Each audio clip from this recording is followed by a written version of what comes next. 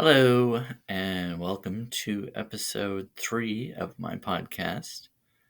I don't usually do video ones because I don't like the way that I look. I don't like my recorded voice either, but here we are. I did put on makeup, and I'm sure you probably think this is you with makeup. Anyway, I wasn't sure what to talk about in this episode. But then I realized that on Sunday, January 19th, is the 6-year anniversary of my boyfriend Joe's death. Yeah, way to bring the mood down, right? Um, so I decided to talk about that a little bit. I wrote an article about it, but I think I'll publish that on Monday if you're interested in reading it. It's probably a little more coherent than what I'll say today. I met Joe in 2014, I think. And after a few months, we started a relationship unofficially. He had never been in a relationship with a guy before, so he was unsure about it and didn't want to tell anybody, any of his family or anything. Um, which was fine with me. I completely understood that.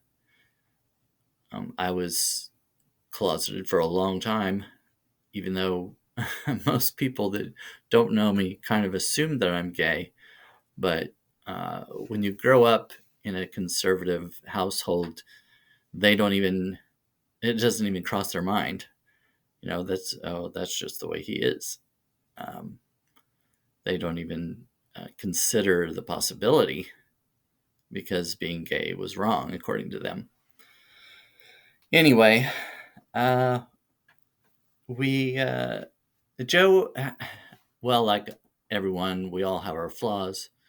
Joe had an issue with drugs. He had been in and out of rehab, prison. Um, but I still loved him. Um, we were in a relationship for about 4.5 years. He lived in the St. Louis area, and I lived closer to Kansas City. So it was a long distance thing. And with him being in and out of facilities, it made it a little difficult. But on January 19th of 2019, I was working in the morning and came home, took a nap, and I was woken by my phone ringing, and I looked at the caller ID, and it was Joe's mom.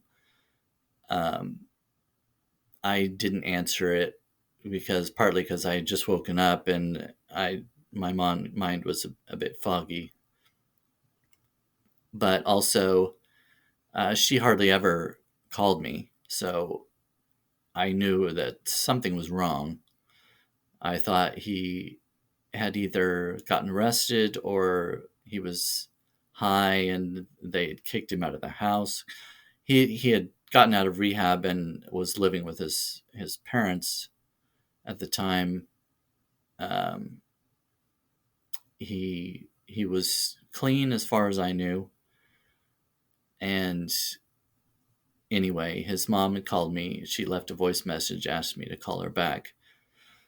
So after I kind of braced myself, I called her, and she said she had gone in to wake him up for work, and he was gone. Um, I was completely in shock. I, I said something like, "What happened?" And she said the medical examiner didn't see any drugs or paraphernalia. They don't know. She said he wasn't high when he went to bed the night before. Of course, autopsies take a little while, so they wouldn't know anything. His brother had Crohn's disease, and I know Joe had complained many times about similar types of issues, and I wonder if he had that. I mean, that's not something that would kill him necessarily, but he also had headaches. He got migraines every once in a while. But of course, I think it had something to do with drugs, and maybe not directly that night, but I think over time it affected him, and I think it's probably what killed him. I still don't know, and I'm sure his family knows. They probably got the results from the autopsy. I don't want to know. I know that might seem odd to some people, and at first I did want to, but after I thought about it a while, I thought it, for one thing, it wouldn't change anything. No matter how he died, he's still gone. Right before, just a couple of days before he died, we'd been texting, and he wanted me to move out there to St. Louis with him, and I'm a planner. I'm not a risk taker. If I don't know what I'm getting into, it's hard for me to take that leap. I didn't have a job lined out or anything like that, and he wanted me to just move out there, and he said I'd find a job once I was there. That was just too risky for me, and I don't know. Sometimes I think that if I would have moved out there with him earlier, I could have helped him stay clean. And I sometimes I know this is ridiculous, but I kind of blame myself in a way, and I know it's not my fault. It's nobody's fault. I couldn't have saved him necessarily. I know it was the drugs. The drug use was his choice, but that doesn't help. That doesn't keep me from feeling that way, that I could have somehow done something. Anyway, she told me that she would get back with me about the funeral arrangements, and the following week, I went out there, and it was the worst. I mean, nobody wants to go to a funeral, of course, but it was the worst one I had ever been to, definitely. Ones before that usually involved relatives that were elderly, and it was sort of expected. Joe was only 29, and you don't just expect to get a phone call and all of a sudden and hear that someone that age has died. After I got off the phone with her, I just broke down and sobbed. My cat Zoe came over to me and put her paws up on me. She knew something was wrong. I mean, I don't cry very often, maybe at movies every once in a while, but this was just devastating. I went out to the funeral, and that's the first time I had met his family members face to face. Um,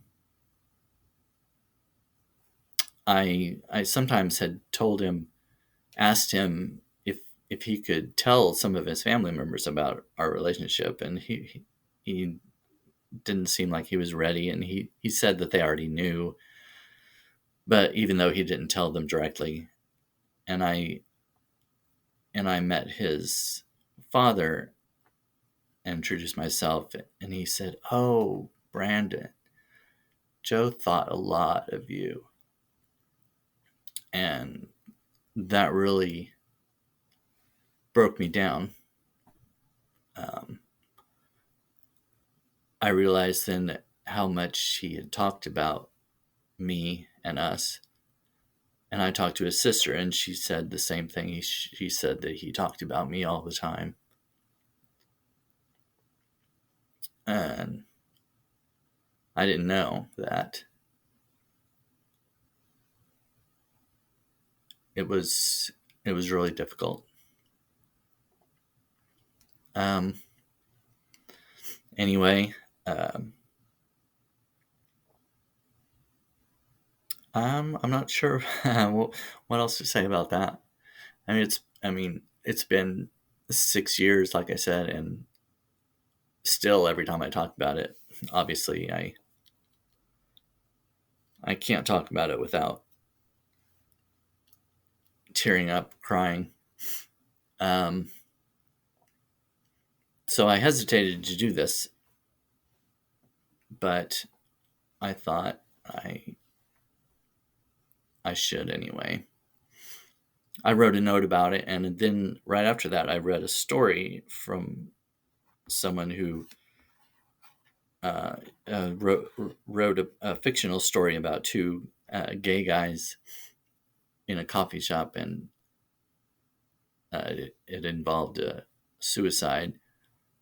And it was just so odd that I had read that right before I was planning to do a podcast about Joe. And even though Joe's death wasn't suicide per se, in a way it was, because he was gradually killing himself because of his drug use.